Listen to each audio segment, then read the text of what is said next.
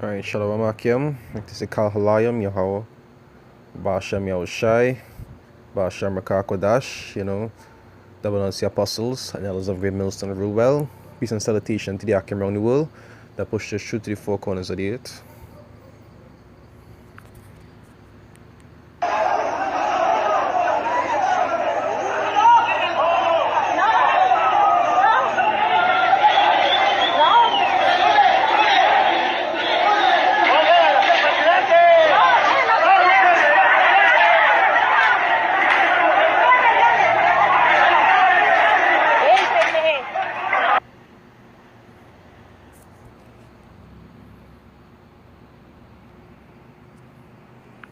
Right, as the video caption, this a Mexican mayor kidnapped, tied to a truck and dragged around the tongue by angry dwellers, right? The scriptures talk about what? Sedition among men. It say nation will rise against nation. It say people will turn against each other. All these things is prophecy according to the scriptures, not according to what any particular person says, but it's written that these things would happen.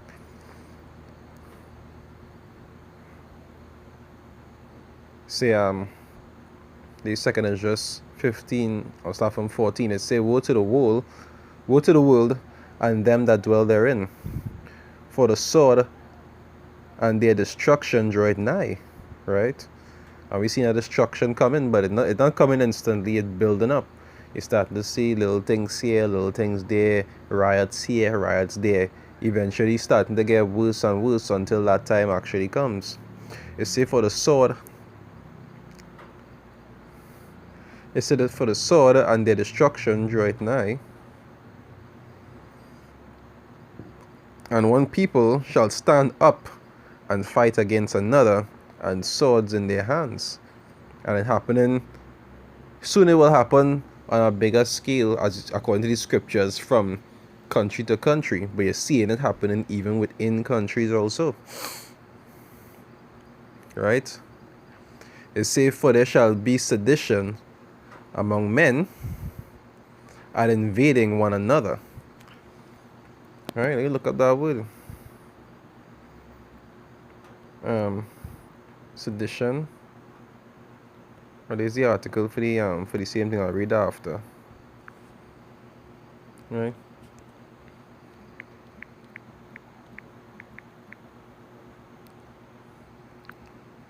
Sedition. Right, definition. Sedition is a conduct or speech inciting people to rebel against the authority of a state or monarch. You understand? So like rebelling against the high people in society, right? Or like to rebel against the lawmakers, like how they talk about a civil war when the citizens went against the politicians and so forth. You understand? The scriptures say that these things would tend to happen. Verse 16, it says, for there shall be sedition among men, and invading one another. And there's something I see a brother Kwasha even did a video on about all the different uproars you're seeing all around the world right now. You see that different uproars in Hong Kong, that uproars, I think it's in Ecuador, all over the world right now. People having uproars against the government and so forth, because as according to the scriptures, as you can see, this way talk about, right? All this is prophecy being fulfilled. They say they shall not regard their kings nor princes, and that is what the rulers, and people that rule over them, and the course of their action shall stand in their power, right? And all these things is just the beginning.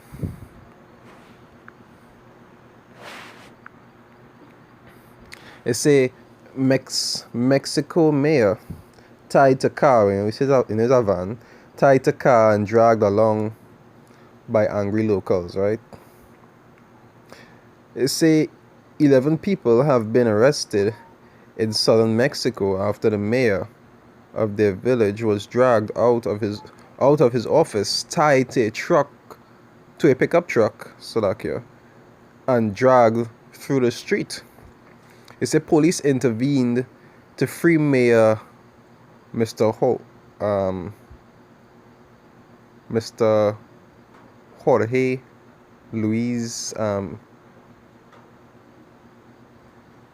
Escadon Hernandez, right, who reportedly suffered no major injuries. He was quite lucky. It was a second attack by farmers. Say it was his second attack by farmers demanding that he fulfill his campaign promise to repair a local road. I know these politicians have a constant record of being what? Of being unjust. Because why? They're always making promises to the people, and as soon as they come in power, they doesn't do majority of them. You understand? They'll just be lying to the people. And eventually people must get fed up or something like that. Just like I think is most of the other riots is because of some decree that that politicians pass that the people find unfair because they're oppressing them. Right?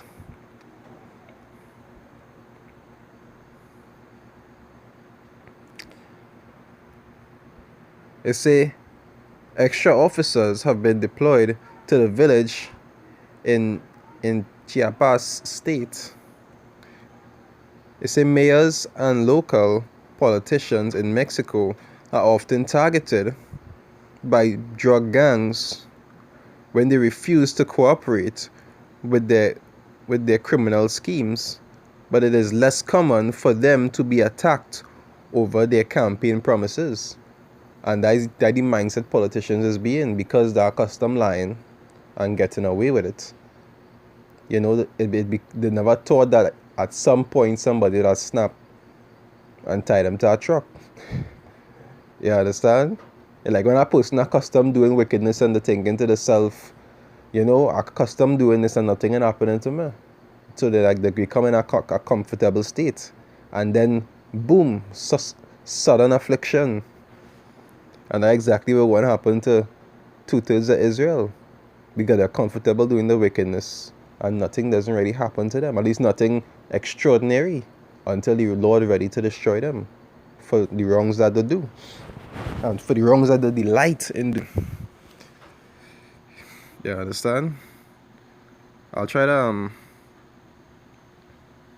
I'll try to post this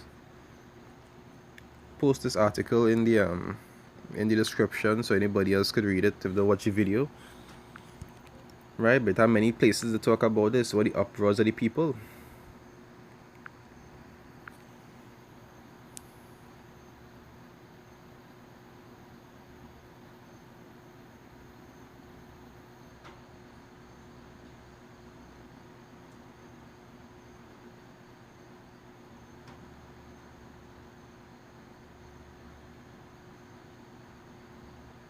I go back in a second, it's just.